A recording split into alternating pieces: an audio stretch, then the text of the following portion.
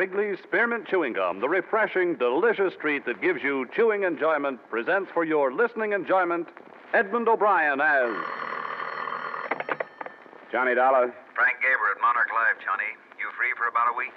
What's the deal? The name is James, Mrs. Martin James. She disappeared May 25th. Her husband's a wealthy contractor in the Denver area. What's the policy price? $200,000. She better not be dead. According to the police, there's very little possibility that she's anything else.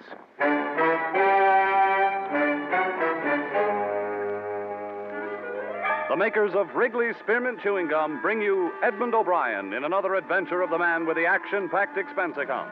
America's fabulous freelance insurance investigator. Yours truly, Johnny Dollar.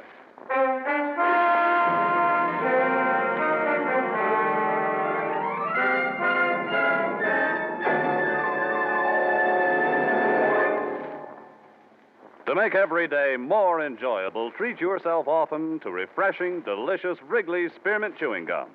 Here's a taste treat you can enjoy indoors, outdoors, at work, or at play. The cool, long-lasting mint flavor refreshes you. The smooth, steady chewing helps keep you fresh and alert. Adds enjoyment to whatever you're doing. Wrigley's Spearmint Chewing Gum. Healthful, refreshing, delicious.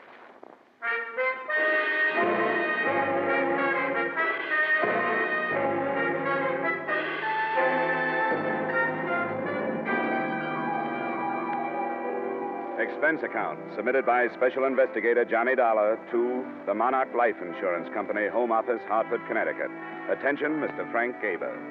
The following is an accounting of my expenditures during investigation of the Barbara James matter.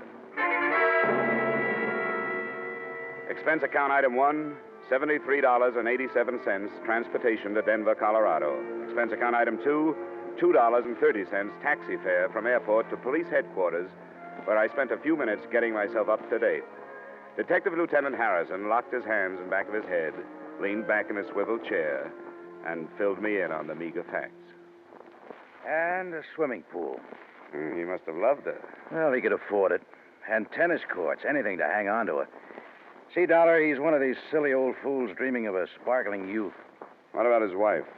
She was 28. I got a picture of her here. Now, would somebody like this be interested in a 50-year-old baldy with a paunch? For money? She was originally, but when she got all the money she wanted, she started cavorting. It's my guess that's what happened. Oh, what am I saying, my guess? That's what did happen. Up till the time she disappeared, anyhow. Married long? 3 years. No children. Her first husband was under contract to one of the movie studios. He lost his contract, went to New York to starve a while, and found he had no wife when he got back to Hollywood. Don't tell me. James met his wife in Reno. Reno it was. He had just let go of something his own age. Wanted a little romance before he died. 6 weeks ago, he called up the department and said she was missing. In the last 6 weeks, he's aged 10 years. Looks like a very unhealthy 60 now. Nothing from the travel bureaus, out-of-town hotels? Nothing from railroad stations, bus depots, airports, auto rental services, other police stations in the U.S. and Canada, et cetera, et cetera, et cetera. So? After 6 weeks, murder.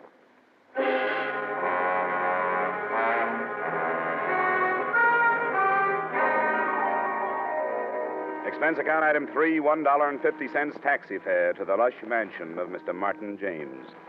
On the way over, partly for pleasure, partly for business, I studied the glamour photo of the missing girl. She was standing beside a swimming pool in a bathing suit, smiling at whoever was taking the picture. She was quite a girl. The James place was a colonial-style museum piece up on a hill overlooking the city. A pretty young thing in a nurse's uniform met me at the door, took my name, and disappeared behind 2 high oak doors. In a moment, she was back. She ushered me into Mr. Martin James. Mr. James looked very old. His legs were wrapped in a patch quilt. One hand clutched the collar of his bathrobe about his throat. The other hand held a glass of milk. How do you do? Sit down, won't you?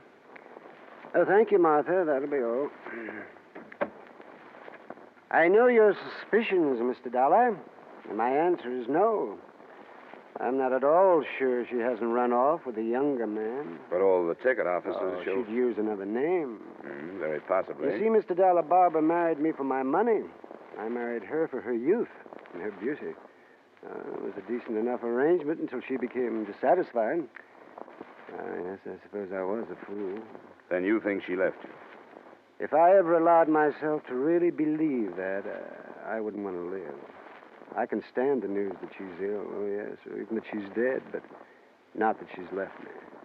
And I sit here day after day telling myself that maybe, in a small way, she loved me. And what do you think did happen to her? I don't know, but she would have sent me some notification, postcard, anything. You know, there was a strain of sweetness in there. She found it very difficult to be unkind. Oh, she had a conscience, Mr. Dollar. Tell me, how did you discover she was missing? Well, I came home one night. She said she was going out. We had a quarrel. It was the only time I ever raised my voice to her. She stormed out of the house, didn't even take any of her things. You know any of her close friends who've left town? No, I don't. But, of course, I didn't know all of her close friends. I suppose not. Well, Mr. James, can you suggest any of her friends that I might start with? No, Mr. Dollar. Although I suppose Bennett would be as good as any. Who's Bennett? Oh, he runs the Yellow Bird Cafe, a nightclub downtown. I always had the idea he was number one on the list. The Yellow Bird Cafe. Well, thanks, Mr. James. If I hear anything new, I'll let you know. Thank you, Mr. Dollar. Oh, one more thing. Yes? If you find her, and she did leave me, tell her she needn't come back.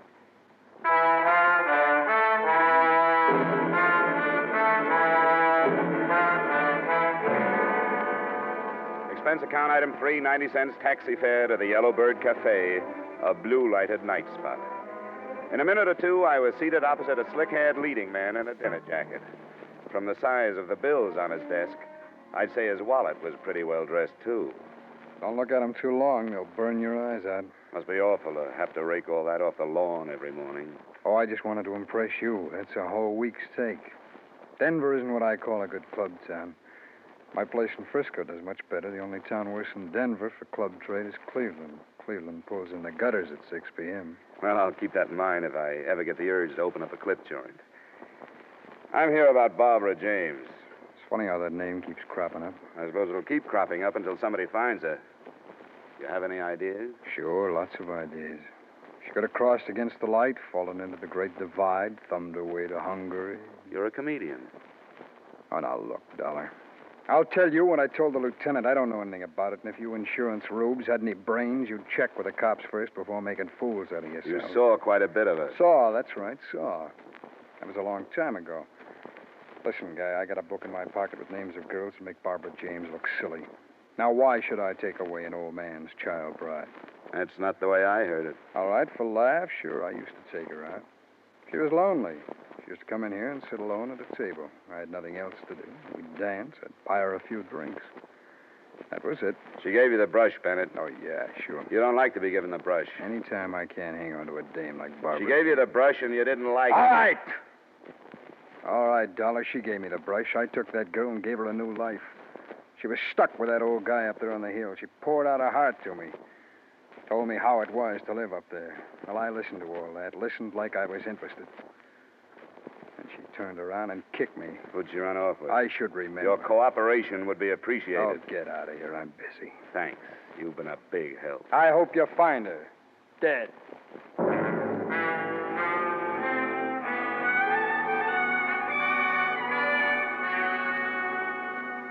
Expense account item 4, $3 for 2 drinks, 1 for me, 1 for the young lady I dragged away from the dice table. 2 drinks later, I was a lot better informed. You know, if he catches me talking to you, I'll probably be fired. If he catches you, you'll deserve it. I bet they were quite a team, this Bennett and Barbara. Oh, she gave him the brush. That's what everyone said. You think she's dead? I don't draw any conclusions without having the facts. Bennett hates to be brushed. So do I. Bennett started this place on money he borrowed from James. Now, that's a new thought. Mm-hmm. Here's another. Barbara James's first husband is in town. I didn't catch the name. Fred Fogel. Another leading man. Another leading man. Yeah, I think that's worth another drink. Uh-oh. Here comes Bennett. Say, where's this Vogel staying? The Parkson. Goodbye now. Well, I see you're pumping the help. Oh, just browsing. Browse elsewhere, huh? Right. Well, it's been swell. Wait a minute, Dollar. What did she tell you? We discussed baseball. Come on, sit down, Dollar. Make up your mind. All right, sit down. Sure. Look, Dollar, I don't know where Barbara James is, and for all I care, she's at the bottom of the ocean, but there are a few things that have nothing to do with this case which I would hate to have circulated around. Every man has personal matters. I'm glad you recognize it. Now, come on, what did she tell you? You didn't tell me Vogel was in town. Is he? What's he doing here? How should I know? All right, Bennett, forget it. But listen, this girl, this Dice girl, I don't go firing her or anything. I appreciate your interest in her welfare, Dollar, but I keep her for all the things she doesn't say. Finish your drink, Dollar. Ice is melting.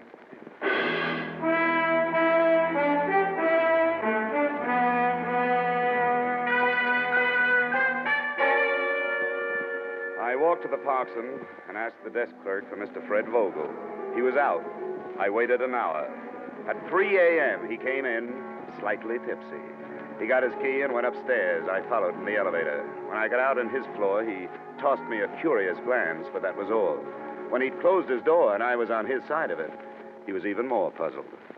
You got the wrong room. Uh-uh. Oh, yes, you have. You got the wrong room. Now, do you mind? Are you Fred Vogel? Yes, how did you know? You were married to Barbara James? That's right. Well, come on, sit down. Let's have a talk. Now, look, I like to talk, but it's 1 o'clock. 3 o'clock. Well, you see, it's even later then. How about tomorrow? Well, I like to work at night. I'm with an insurance company. We're trying to locate your ex-wife. I haven't seen her in 3 years. No, 4. No, 3.5 years. And what are you doing in town? Just passing through from New York to Hollywood. I took the northern route. Beautiful. And I shunted off this way to see Barbara again. I thought I'd pay my respects to her new husband. Sounds too casual. You know, I'm glad you dropped in. I was out all night sitting in some crummy bar, and there was nobody to talk to. But do you like a drink? No, thanks anyhow. Well, you don't mind if I have one? No, go right ahead. Yeah, when she left me, Mr. Oh, what's this here? Anyhow, when she left me, I was destitute. Shook my confidence in myself. I always knew she was too good for me, but I never knew how much too good for me she was until she left me. Shouldn't have gone to New York. Why did you? Make money. Sure, make money. Why else would anybody be fool enough to go to New York? When I came back, she was gone. She'd gone with this guy, this James. Why did you come back, Fred? Had to see her again. 2 months I've been in town. I'm almost broke. First 2 weeks, I didn't have nerve enough to go up to her place, and then she disappeared. Now I can't go until I find out where she is. You've had a rough time. That's right. It's just what I need. I need somebody to sympathize with me. That's what I need. Oh, man, I wish you would have a drink with me. All right, Fred. I'll have a drink.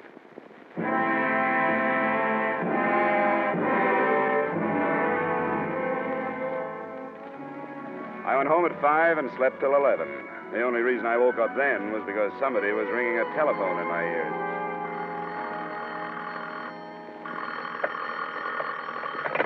Yeah, hello. You sound like you're in the crest of a hangover.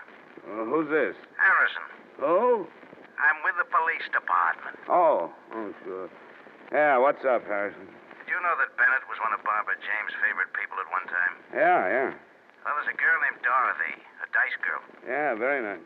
Dice, D-I-C-E, Dice girl. Oh, yeah, Dice girl. We found her this morning on the highway. 4 bullets too late.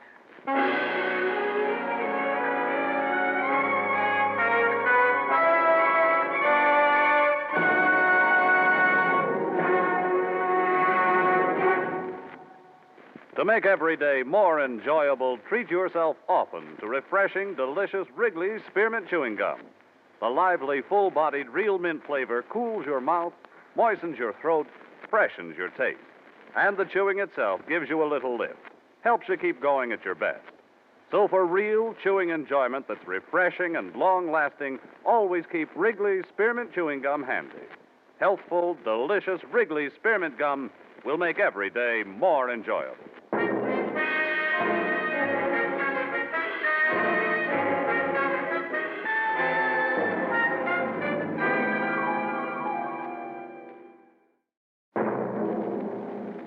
And now, with our star, Edmund O'Brien, we return you to the second act of Yours Truly, Johnny Dollar.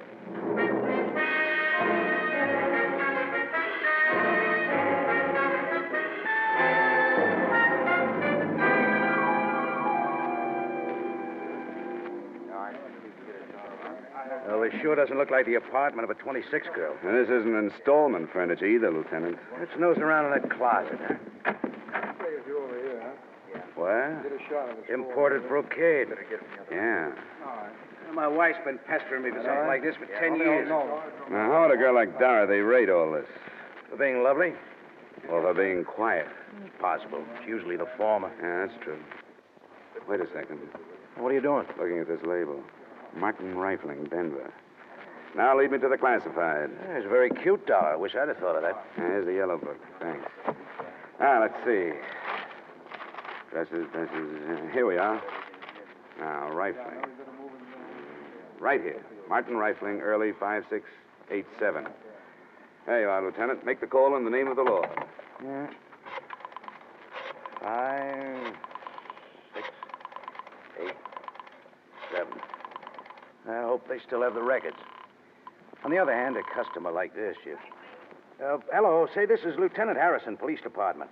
Have you got the records on a Miss Dorothy Weller? No, all right, sure.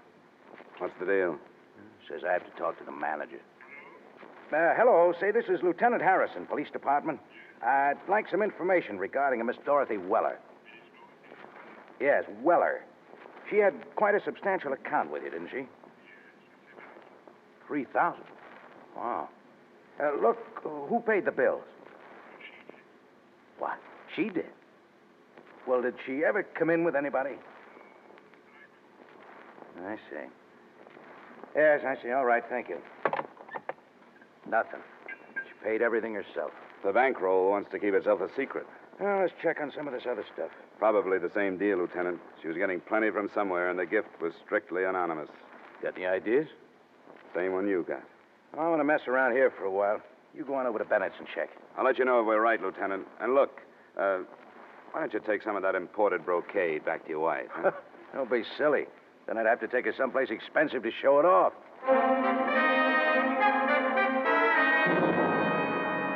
Expense account item 5, $1.30 taxi fare to the Yellowbird Cafe.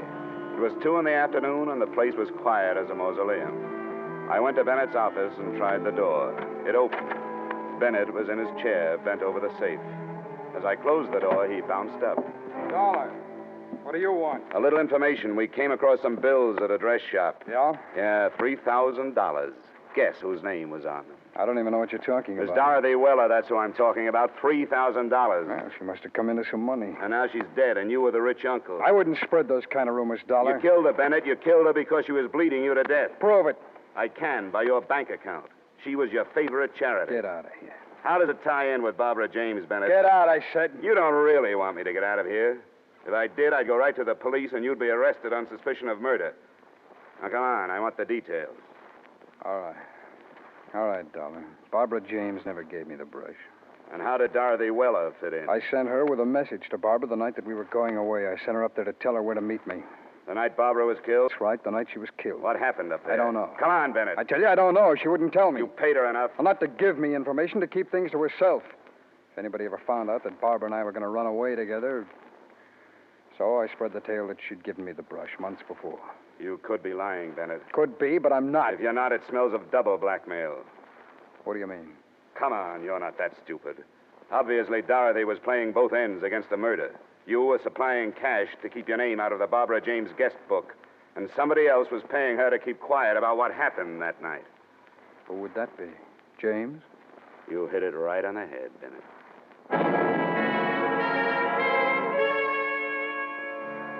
Expense account item 6, transportation to the Martin James place. I found old Mr. James out by the swimming pool, accumulating a wrinkled tan. He sent the nurse for something cool for me, and we settled down to conversation. Are you calling me a liar? All I know is something drastic happened the night Barbara James disappeared. Now, look, I don't prosecute anybody. I'm just an insurance man. My job is to find your wife, that's all. Well, I've told you the truth. I'm afraid not, Mr. James. Because it happened something like this. You came home. Barbara was packing. She was there with another girl, a girl named Dorothy Weller. She told you she was running away with Bennett. You had a quarrel. Oh, it's the most You've been ridiculous paying thing. Dorothy Weller plenty to keep that quarrel to herself. Why, that's sheer invention. Investigation, Mr. James. Now, exactly what happened Oh, that night? everything happened exactly as I told it to you. Bennett tells a different story. Then it'll have to be Bennett's word against mine. It'll be more than that, Mr. James. Dorothy Weller is dead. Huh? Yes. I see. Now, what happened that night? So we quarreled. Barbara said she was going away with Bennett. I didn't want her to go. She left anyhow. I paid Dorothy Weller a good deal of money, not to mention the quarrel, to the police. What happened to your wife, Mr. James? I don't know. She didn't run away with Bennett. What happened to her, Mr. James? I don't know. You killed her, didn't you? No, You told her no. you'd kill her before you'd let her go. Then she tried to go and you shot her. Oh, no, that's a lie. Well, Mr. James, it's only a matter of time. Don't admit anything now. You don't have to. The only witness is dead. But we'll find the body. Oh, thanks for the drink.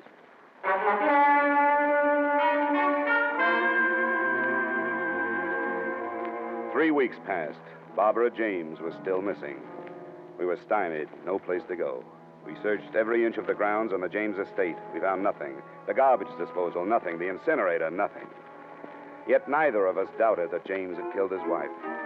Sometimes he'd follow us around, his hands behind his back, a little smile on his face. I got to hate James. It was like losing at canasta night after night to the same guy. One day I was standing in the patio looking down into the blue water of the pool when somebody tapped me on the shoulder. Mind if we clean it? Huh? The pool. Oh, well, you better ask Mr. James. Oh, I thought you was going to use it or something. No. Well, we service the pool every 2 weeks. Unless somebody's using it, we go right to work, you know. Well, go right to work then. Yeah, sure thing. We built this pool, you know. Oh, really? Yeah, I've been building pools in and around Denver for 25 years. My father was in business before that. This here's a beautiful job we did. We take real pride in this here pool. Yeah, it's a nice pool, all right. Oh, we got some beauties all around, but this here's our pride and joy. Solid gunite all the way through. Steel reinforcements, Lutweiler pump and motor. Best equipment you can buy. This thing set old Mr. James back a plenty, but you get what you pay for. Nobody builds a better pool than us for the money. Oh, is that so? Oh, sure. And we take our time. We routine the work so as you get the pool as soon as possible, but that gunite, you know, it has to set at least 28 days. Then the plaster. I wouldn't fill it until all that had a chance to settle. But Mr. James got awful impatient. Wanted the pool filled 10 days after we gun-nighted. I told him, I said, Mr. James, you don't build a pool like this every day. He said, I know that. And I said, Mr. James, you want this pool right, and I'm going to make it right for you. A few more weeks ain't worth getting impatient about. Ah, impatient, was he? Oh, my, you should have heard him. But we stood our ground, you know. Oh, goodness, I wouldn't ruin a $10,000 pool for the sake of 2 weeks. Say, what's gunite? Well, I'll tell you. Gunite's a fine cement. We blow it out of a gun at 60 pounds pressure. See, poured cement ain't as good for a pool. But when you blow the cement into that steel reinforcement we lay down, that really gets in there and sticks. Practically all swimming pools are made of gunite now. When did you start the pool, Mr. Dolph. Daniel T. Dolph. Oh, we started about, May 23rd. We excavated then. Then we laid the steel the 26th. Then we So the night of the 25th of May, there was nothing but a hole here. Oh, no, nothing but a big hole. We got the gardener to water down so as he wouldn't cave in. Mr. Dolph, I'd like you to do something for me. Oh, sure thing. Drain the pool, will you? Drain it? Uh-huh. Oh, you don't have to aerodrain a Daniel T. Dolph pool. You see, the filter system and the automatic skimmer, they take care of all the I dirt. want you Taking to that drain stuff, it and get some air drills in here and then tear out the bottom. What? Tear out the bottom? You crazy? Tear out this pool? Well, you'll be paid for it and I'll get the authorization. This beautiful pool? After we did a job like this, what for? What for? Maybe for nothing, Mr. Dolph.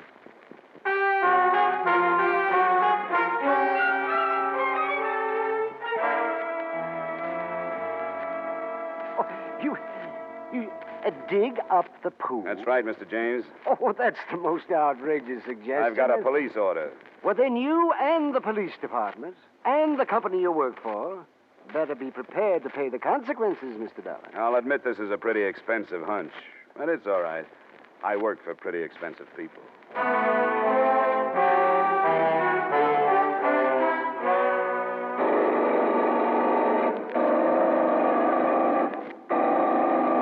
Hope you know what you're doing, Dollar. What? I said I hope you know what you're doing. Well, it's only a hunch, Lieutenant. May 25th, the girl disappeared. Now, May 25th, there was nothing but a big hole here. James knew that the next day they'd put the steel reinforcement in and then gunite over it. What better place for a body?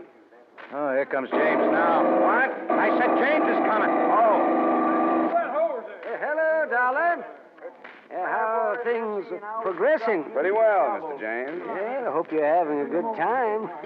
Just like a small boy watching them tear up the street. Only this time it's going to cost you your job. Yes, and your company. A lot of money.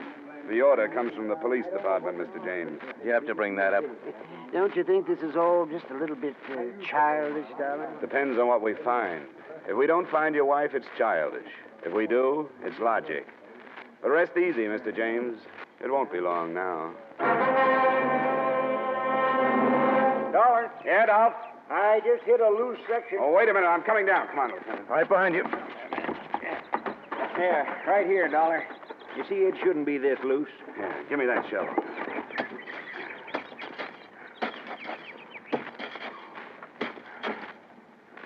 Look, Johnny, Yeah.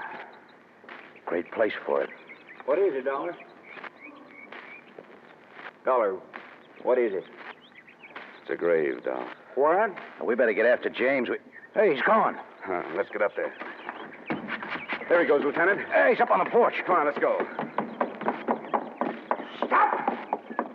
As you see, I have a gun. You don't want to add two more to your score, James? And why not? Dorothy and Barbara, and now you. Not this time. No, you don't! Let it go, James. No, you're a... Oh, nice work, Dollar. You all right? Just fine. But Mr. James isn't going to need a new swimming pool.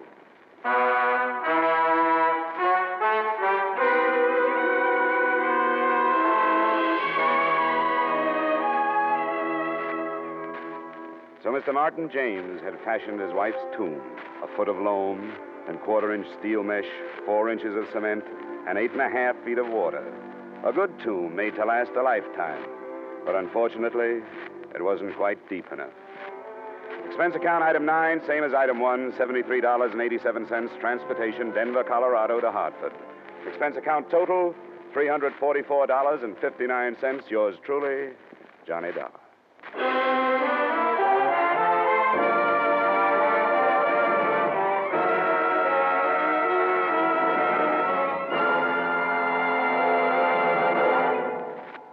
Remember, friends, to make every day more enjoyable, treat yourself often to refreshing, delicious Wrigley Spearmint Chewing Gum. There's lots of cooling, real mint flavor in every stick. And chewing Wrigley Spearmint helps keep you feeling fresh and alert. You feel better, work better, get more fun out of doing things. So indoors, outdoors, wherever you go, keep some healthful, refreshing Wrigley Spearmint Chewing Gum handy. To make every day more enjoyable, treat yourself often to delicious Wrigley's Spearmint Chewing Gum.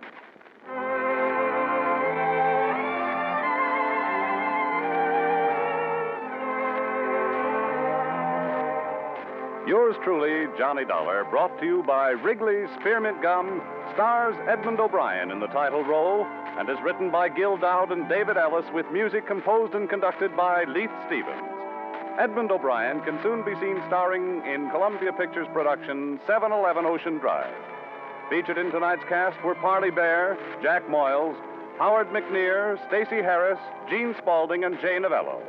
Yours truly, Johnny Dollar, is produced and directed by Jaime Del Valle.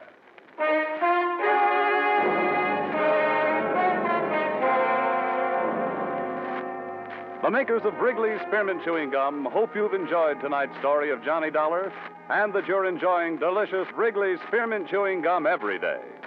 We invite you to join us again next week at this same time when, from Hollywood, Edmund O'Brien returns in another adventure of... Yours truly, Johnny Dollar.